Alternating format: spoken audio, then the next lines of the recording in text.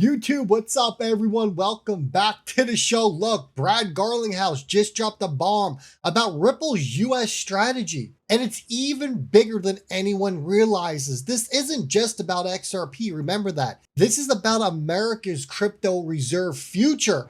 And Brad just hinted at exactly where that is going. As we go through this clip, I want you to think about what President Trump just said about making the US the crypto capital of the world. So here we go. Let's get this clip set up and let's listen to this. I wanted to start a discussion and talk about what Brad says here about the crypto reserve, and he comments on it. And I want you, as this clip is playing, to put in back of your mind and think about what Ripple is doing and who they're working with and all the White House meetings that they are part of. Listen up. A security, but others in the industry don't have that clarity that the XRP has.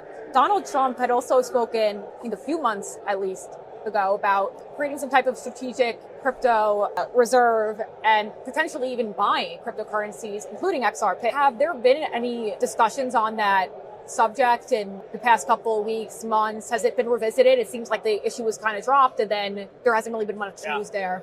I haven't heard anything new about that. I mean, I think, it's an interesting dynamic because we as a society, I think, should always be keeping up with technologies. And obviously, we have a gold reserve and the hundreds of billions of dollars of gold. And if these are new stores of value that are strategic to the country, should we have a strategic crypto reserve of some kind?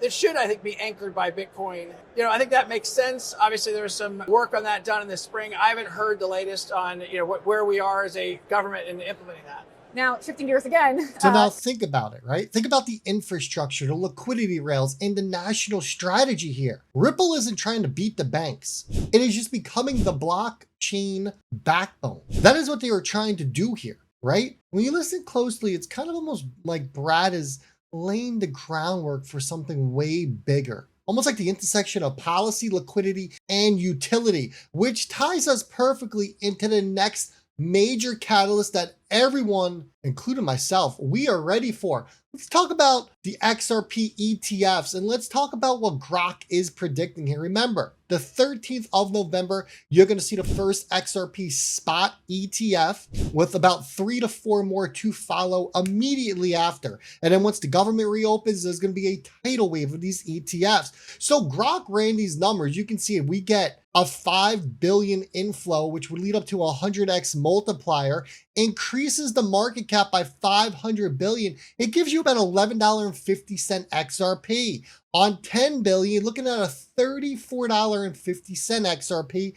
And if we get, at some point we're going to get, not off the rip, but 25 billion brings you around a $203 XRP. Remember, we have 24 XRP ETFs that are going to get approved at some point. When is that some point? Is it November? Is it December? I don't know. We don't know when the government's going to be reopened. It's already been shut down for the longest period of time, right? So who knows when they're going to come back? But we know one thing, and we know that they are going to get back to work, right? The government will reopen at some point. Now, this is Grok, so not random projections. I'm sure Grok is using its advanced algorithm, liquidity models based on real ETF inflows to market cap multipliers, the same logic that you pretty much used on Bitcoin and you watched it do a 40% rip in its first month when its ETFs came to life. I don't want to say if the XRP ETF inflows come, it's more of when the XRP ETFs get launched, right? Those floodgates are going to be wide open. I mean, I publicly stated, and I will continue to state it, I will not sell or look at selling a single XRP until these ETFs are up and running. It would be silly on my end, especially holding this asset for 8+ years. And we are on the sideline here, or we're on the cusp of these institutions coming in and being able to offer these ETFs to all of the retail who wants to get in and get crypto exposure. It would be absolutely mind-boggling for anyone at that point to get out before ETFs come to life, right? But before all this hype blinds you, understand what has just happened in the broader markets, because Bitcoin does, right? It swept the lows. It wiped out retail. It built smart money. And if you've been watching the heat maps, you know that this was a liquidity harvest. That's the easiest explanation behind this. Every panic sell, someone's quietly accumulating. That person who's quietly accumulating It's the institutions, it's Wall Street, it's the big players. Every liquidation, someone else enters. The bounce always starts where fear peaks. It's that simple. And if history repeats, this reclaim, it could ignite the entire altcoin market. Obviously, XRP is included in that market. Now, look, if you're looking to get that call set up with me, we got two options, 60 minutes or 30 minutes. We can go rapid fire, laser focus. We jump right into it, or we hit it up for an hour, and the hour goes super, super fast. But I'll tell you right now, you will walk away with a personalized action plan that you can implement right away. Exclusive tools and frameworks that I don't release publicly. The confidence to navigate any type of market condition, and a shortcut that saves you years of trial and error, because I was your trial and error, folks. I've been here 8 years. I've freaking seen it all. And that's going to bring us over to Eric Trump, because he just chimed in on this digital revolution. He stated that Bitcoin is leading the way in digital transformation, and it 100% is, and Bitcoin is the highway. We've spoken about this. Bitcoin is how we get others onboarded into the crypto space. Most of you probably got onboarded through Bitcoin as well, because you heard the word Bitcoin being thrown around. You went down the rabbit hole. Next thing you know, Bitcoin leads you into XRP. So think about how big that is coming from Eric Trump. Let's listen to this. Everything that I love in life, right? America and Bitcoin. I really believe in the digital asset space. It's growing by leaps and bounds. There's so few people who have really caught on to what that world's going to be, the digital transformation.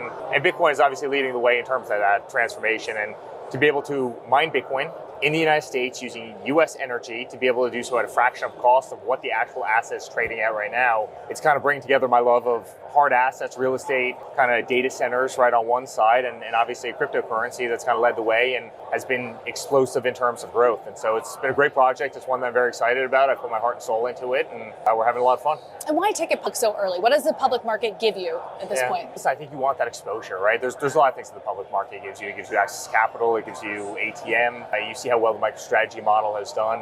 Michael Saylor, I think in this community has probably inspired every single person in this room by what he's been able to achieve. We're obviously a very different spin off of that, in that we're not buying it OTC. We're actually going out and creating it, mining it, and doing that very efficiently. We're doing that with Hut 8. They're an amazing company. They've got some of the best data centers anywhere. They've got some of the best energy contracts anywhere. And again, it's just great passion of love bringing together kind of two elements of the world that I adore. Very well said. But look, we're not talking about traders and degens anymore.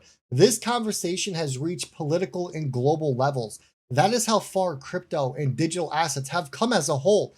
The narrative is clearly shifting. We're going from crypto as speculation to crypto as infrastructure. And that's exactly where we want to go. That is how we're going to get to these higher price evaluations down the line. And that brings us right back actually to Ripple's playbook. Because here's what most people miss out there. Ripple isn't trying to be a payments company anymore. It is building blockchain infrastructure for the world's liquidity layers. Brad's made it clear. The M&As, that's your mergers and acquisition strategy, it's laser focused. Ripple's acquiring companies that help it control the plumbing of global finance. We're talking anywhere from custody to tokenization to central bank digital currencies, all the way down to FX rails. This isn't about hype tokens. It is about owning the pipes. And when a company becomes the plumbing of value movement, it doesn't just survive cycles. It actually redefines the cycles. And now you got insiders whispering that something major is coming. They're saying that liquidity is starting to dry up fast, which is very interesting. Mike Alford put this out, and he stated that he has heard from his people who run one of the largest over-the-counter desks on the planet that there is a supply and demand shortage here, right? He's saying that the buy orders are increasing inside. He's telling you that they're getting more aggressive, and they're starting to have trouble fulfilling orders because there's simply not enough supply. We talked about that. It's when you get a supply shock. When you get a supply shock, the price goes soaring through the freaking roof. When supply shrinks, while institutional demand starts to ramp up, you get a repricing event. This is exponential. This is not linear, folks. But despite that, critics still try to downplay Ripple's valuation. I'm sure you all seen Laura Shin's post. She's trying to become relevant again. That's all this is. And Mike Arrington, he broke it down perfectly. Let's clear the air on this. She has a lazy take on the situation that Ripple is only worth the XRP it's holding. I don't think so. Go tell Citadel that. Explain how Ripple just raised $500 million from top tier investors. You think that VCs don't do their due diligence and dig into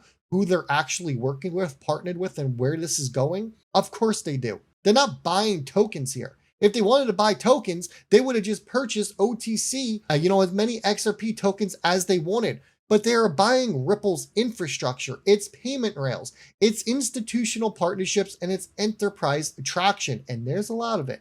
So saying Ripple is worthless without XRP is like saying that US is worthless without EC2. It's just crazy. And as I said, all this is Laura Shin trying to become relevant again. That's it. She's a nobody in the space anymore. She had her moment, she had her chance, and now she's just slowly going away. And meanwhile, as all that noise is going on, we got Wall Street finally playing catch up. But make no mistake, because they're not leading this. Charles Schwab, they didn't discover Bitcoin. Their clients forced them into crypto.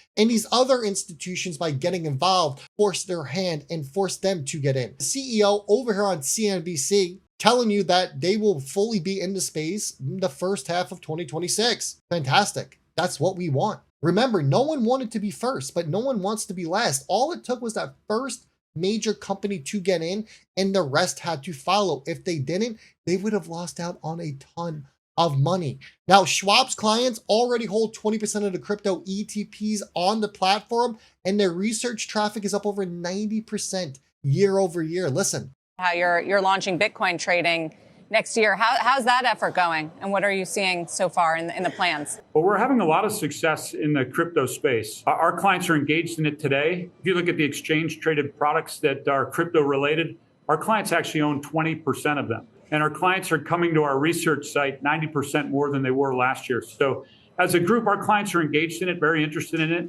And for most people, they're not actually going onto the blockchain to spend or use Bitcoin or other cryptocurrencies. And so for them, the exchange traded product is safe and comfortable way for them to invest. All that said, we will get into spot crypto, and we plan to do that in the first half of next year. And we're thrilled about that because we know we have lots of clients who are the vast majority of their assets at Schwab, but are holding some at digitally native firms and keep asking us to launch this so that they can. So this is an $11 trillion firm telling you that they will be offering crypto in the first half of next year. That's tremendous, everyone. 2026 won't be the flip of a switch. It's going to be the bridge connecting crypto liquidity to Wall Street capital. And while the US ramps up across the pond, well, got the UK making a bold move. We're talking about the Bank of England. That's right, because they pledged to roll out stablecoin regulations just as quickly as the US. Reminds me of that transatlantic meeting that was going on over in Europe between the US and Parliament.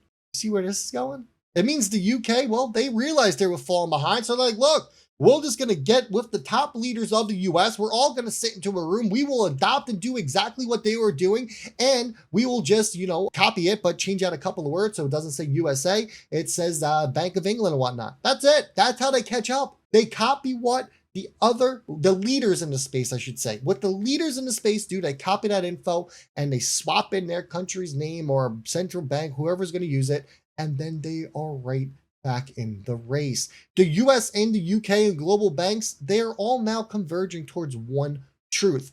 The next financial system, it's going to run on chain. And the companies building those rails, it's very simple. Ripple, Chainlink, Circle, they're the ones who are writing the new playbook, folks. So let's zoom out for a second. Brad Garlinghouse just connected Ripple on that meeting to a strategic crypto possible reserve, including XRP. ETFs are about to open the floodgates. Bitcoin's doing what it always does, resetting the board. Ripple supply, it's drying up. So is over-the-counter supply.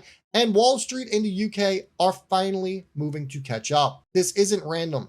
This is all coordinated infrastructure, liquidity, scarcity. That's the holy trinity of your next leg up. So don't just watch it unfold, everyone. Position yourselves now.